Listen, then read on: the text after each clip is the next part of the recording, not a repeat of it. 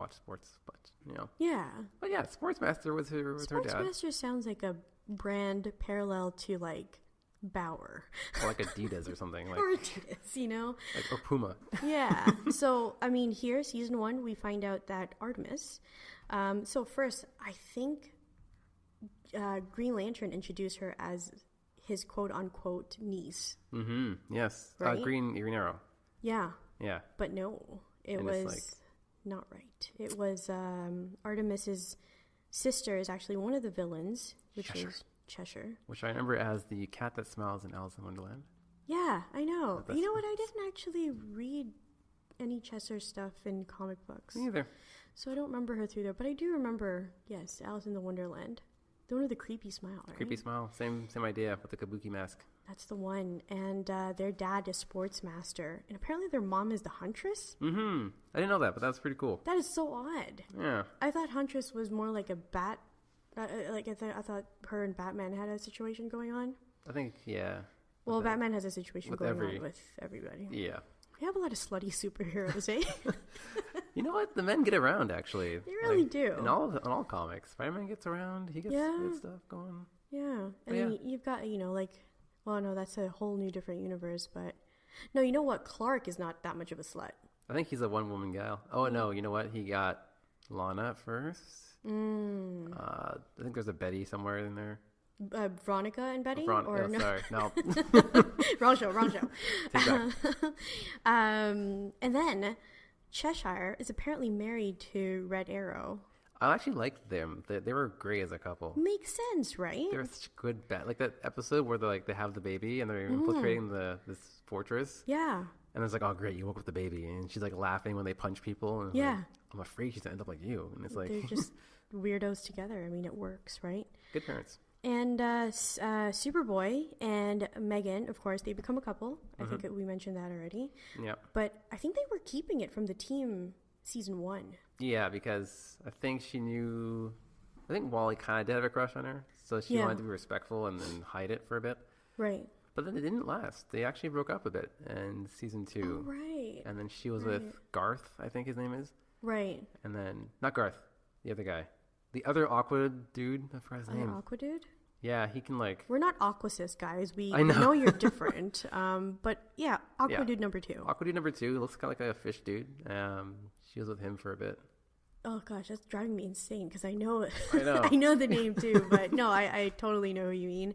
And one of my favorites, Zatanna, eventually joins the gang in season 1 too. Yeah. So, dudes, if you haven't watched Young Justice and you're a DC fan, you are missing out. They give each of your characters enough love that you can be like, yeah, like Flash is in there. All the Flash family was in there, actually. Was the girl there? No. That was the only one, eh? That's the only one, But Barry was there. You got Barry, you got Wally, you got Jay Garrick, you got Bart Allen, everybody. You got enough people. Almost everybody. 97% of everybody. 90%. But Zatanna, I loved her in comics. I mean, she's hard to read because I had to read everything backwards. See, what you do is you take it in the mirror and you read it through the mirror. Doesn't work, though. I wish that was the case. But I loved it. She joined the gang and, because Zatara, her dad, becomes Dr. Fate, which was an awesome episode. Yes. Awesome episode. Wally put on the mask for a bit, too. Yeah. And that was pretty sick. I actually even forget. I forgot that happened. Yeah, because usually when you put it on, it's like, okay, this is a life sentence. I know. We'll figure that out for you guys. Gotta go back to that. But anyway, watch season 1. Don't take our word for it. Just go and watch it and enjoy it. It's a kids show. That's not a kids show. It's got the maturity and the dark tones when necessary, and they don't overdo it. They have the longevity of light, nice tone. It's true. They have the jokes. They can be silly and dark at the same time. Yeah, I mean, and you know what? Their silliness is like just the right amount of cheesy. Exactly. Right? Like, I mean, this is all coming from either Wally said it or Robin said it. They're the cheesiest ones. Exactly. And then Red Arrow joins the team again at the very end of it, season 1. But he's super sketched out about Superboy, like Megan and Artemis. Yeah. Right?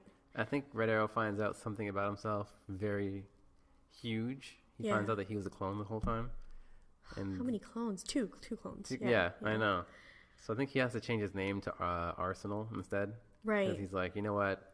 I'm not the original. Right. I think the original lost his arm. Yeah. Yeah. I mean, in the comics, yeah. Yeah. Did you know, actually, that... sorry, fun fact, guys. One of the most controversial comics, it came out like very, very long time ago, but it was when the Green Arrow and the Green Lantern was pairing up. And there was one issue that really like broke the mold because Speedy was feeling really left out. Oh. And he turned to drugs.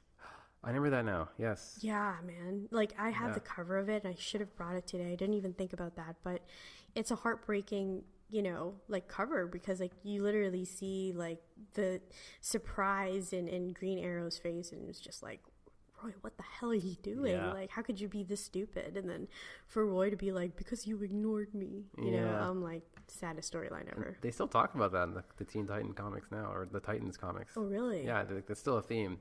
Because I think when Kid Flash comes back and then he goes over, hey, what'd I miss? And it's like, whoa. A lot. Yeah, a lot. Let me speed through this, no pun intended.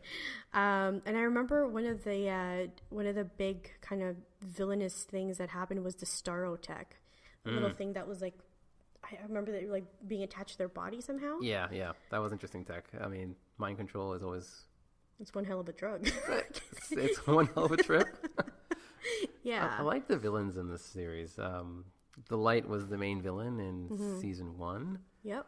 And then season 2 kind of drifts into like an alien invasion. But, you know, they come in peace kind of thing. The public thinks they're great. But the Reach were actually bad. And that's how they introduced the Scarab, I believe. Right. That's how they introduced not just the Blue Beetle, but they had Black Beetle, they had Green Beetle. All the Beetles. All the Beetles. I'm just thinking, Paul, Ringo, Lennon, like you name it, they had it. I hear you, and then that went into season 2, and even then, like, oh my God, the villains in Young Justice is just like basically it's Justice League. Like, you have everything from like Vandal Savage to Ra's al Ghul to I think Rain was in there. Yeah. Lex, obviously, and Black Black new Mantas. ones too I haven't heard of. Black Manta was in there, and these are consistent villains too. Like, they're not just one episode and they're gone. Like, and they're big villains. You know, they're not just guys that are like, oh, these are the villains for kids. Yeah. You know, if these little guys could do it, you know, I mean, they're worth something. And you know what, Justice League, you don't give them enough credit. Yo, these kids are serious. They had like the deepest undercover mission I've ever had in a teen superhero show. Like, yeah. Deep undercover, like even the own team, some members didn't know about it, and they thought they were being betrayed. Yeah. Like when Aqualad betrayed the team, everyone's like, "Oh my God, you killed Artemis!" And it was a huge betrayal. And then I still I still remember the stab in season 2. So like going to season 2 now, basically, can you give us a little bit of a rundown, Anthony? What happened there? So basically, what happened was there's this fight going on, and everyone thinks that Aqualad turns on them and joins Black Manta. And then there's a fight, and then Aqualad pretends to stab Artemis, but he uses like this magic water. Yes. That just looks like a blade. Magic water. It's like, I can't describe it any other way. Yeah. I mean, if it pierces through people, come on. It's magic water. It's magic water. So he like quote unquote stabs her, and everyone's like, "Oh my God, you asshole. Like, we thought that you were on our side. Like, you're really turned now." Yeah.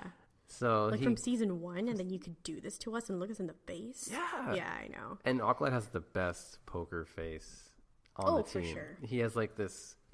You can't tell if he's joking or when he's serious or happy. It's just like, I did this for the team. Yeah. He's kind of like the same poker face almost as I Lose Her from Teen Titans. Raven. Yeah. A little bit like that. At least I've seen her laugh in Teen Titans. A lot. Very one note. But, I mean, rest assured, guys, you know, remember, Artemis did not actually die. Nope. Instead, that was a whole plan. There was a whole rouse with, like, you know, the core members of the team, and she becomes Tigress afterwards. Not only that, she pretends to be Tigress and joins Aqualad undercover with the villains. Yeah. So it's kind of like, well, I can't possibly be Artemis. I'm Tigress, you know? Who's this Artemis you speak of? And what's awesome is that they didn't tell the team this, so Megan, who's a Martian, can read people's minds. Right. And then she goes to attack Tigress, and she's like mind melding her to like make her brain numb. And she's like, "Wait a minute, I can read your mind. You're Artemis." Oh my God! Oh my God! Oh my God! I'm so sorry. I tried to melt your mind. And Aqualad's like, "God damn it, Megan!" Could you stay quiet for one moment? Jeez. And then, of course, there was some new characters, and one of my favorites, Blue Beetle. Of course, not the Ted Kord version. It was the Jaime Reyes one. Jaime Reyes. That was super cool storyline. I like the Beetle as a character anyway, on his own. Yeah. Because the Beetle is like a separate entity that always talks to Reyes. Right. And then whenever Reyes has an idea, he's like, going to maximum lethal mode. And it's like, no, it's just a bully. Like, I don't want to kill him. Yeah. Calm down, Scarab. Jeez. What happened with Jaime, actually?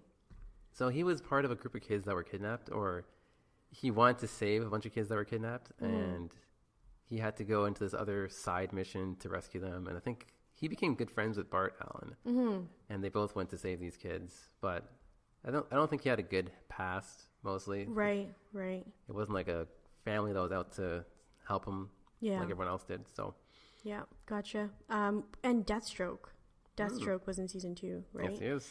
And Deathstroke, first of all, if this ever happens, I don't know. I'm not very good with the news part of stuff, but the guy who played Deathstroke in the CW, what was his name again? I know his face. Manu Bennett. He's gorgeous, yes. Yes. And and then Jeff, his man crush Joe Manganiello, also equally gorgeous. Embodies Deathstroke, and whoever did, but really love the integration of Deathstroke because he's the Justice League Justice with it. And he commands presence. Like when he goes up against someone with superpowers, and 7 guns on me. And I know exactly how you fight. He has profiles, man. I think pretty much from that moving forward, I grew up in the 90s as well, and I remember Teen Titans. That's kind of like our, kind of like before Young Justice. What was there? There was Teen Titans. Teen Titans. That's my reference point for any teen superhero cartoon. It was Teen Titans. Yeah. And how do you feel like the connection was between the Teen Titans that we grew up with and Young Justice right now? And I always find myself, I tried to stop, but I always find myself thinking about the old Teen Titans crew. Right. Seeing Raven, Cyborg, Starfire, all those guys together. But then reality hits, and I'm like, okay, so Cyborg is actually older than the teens. He's not a teen anymore anyway. Starfire is also older. Like, it would make sense for her to be a teen, so she's the leader of the Teen Titans now. Right. So I like the way Young Justice handled it. They had the Kid Flash, which the original Teen Titans didn't. He had like a cameo, but not a part of the original team. Right. But, Robin's in there, and him being the leader, it just struck a chord with me because it just fits. Right. I like the way he was a leader in the original Teen Titans. So Young Justice, Robin being the leader makes sense.